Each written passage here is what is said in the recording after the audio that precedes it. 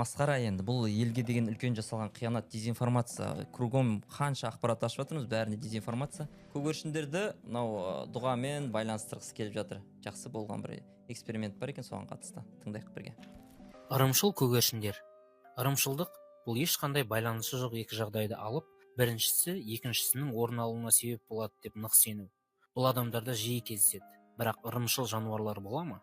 Осы сұраққа жауап табу үшін жануарлар мен адамдардың мінез құлқын зерттеген ең атақты ғалымдардың бірі Гарвард оқытушысы Беррес Скиннер көгершіндермен тәжірибе жасаған. Ол 8 көгершінді бірнеше күн аз тамақ беру арқылы ашықтырып, осыдан кейін Скиннер жәшігіне бірнеше сағатқа қамаған. Бұл құрылғы ішінде әр 15 секунд сайын көгершіндерге тамақ түсіп тұрады. Тамақтың бір интервалмен тұрақты берілгеніне қарамастан, кептерлердің өздерін ұстауында өзгерістер байқалған. Мысалы, біреуі басын шұлғыса, екіншісі жәшік ішін айналатын әрекеттер жасаған. Көгершіндер осы әрекетін жасағанда тамақ беріледі деген рефлекс қалыптастырған. Ал шын мәнінде ол әрекет пен тамақтың берілуі арасында ешқандай байланыс жоқ еді. Жем беру интервалын 1 минутқа ұзартқанда, тамақ түссін деп құстар өз қимылдарын барынша жылдам және қатты жасауға тырысып қиналған. Кейде адамдар өзінің дұға, ырым жасауымен кездейсоқ сәйкес келіп қалған бір жақсылықты заңдылыққа балап, сол қайталанады деген сеніммен ырымшыл, діншіл болып кетеді. Бірақ бұл адам санасында ғана емес, басқа да жануарларда кездесетін қате байланыс қана. Әлемді танудың ең дұрыс жолы ғылыми әдіс. Енді бұл жердегі Сайкюдің жіберіп отқан тағы бір қателігі, негізі сол эксперимент толық оқитын болсаң, 40 Study That Changed Psychology деген кітап бар. Джон Хоктың кітабы. Сол кітаптың 81-ші бетінде жаңағы 8 көгершіннің 6-ауында ырымшылдық белгілер байқалған дейді.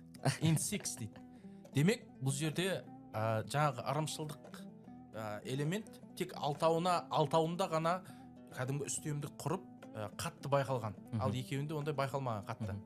Демек, бұл жерде ақпарат толыққанды дұрыс болу үшін, релевантты болу үшін осы эксперимент айтқаннан кейін толыққанды жаңағы results деп жазып кеткен, результатын, яғни нәтижесін, қорытындысын айтып кету керек еді. Яғни 8 көгершіннің екеуі эксперименттің нәтижесін бермей тұр. Яғни 6-ауы сондай бір инстинктивті түрде бір мінез құлық көрсетсе, екеуінде ондай мінез қалыптаспағандығын айту керек қой.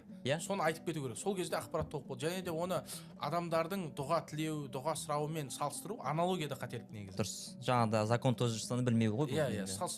Бұл жерде негізі көп салыстыру объектісі дұрыс емес. Жалпы қателік негізі салыстыру. Логикалық та қате, жалпы ақпаратты дұрыс ашпаған. Ашпаған, сол қателік. Масқара енді бұл елге деген үлкен жасалған қиянат, дезинформация. Кругом қанша ақпарат ашып жатырмыз, бәріне дезинформация.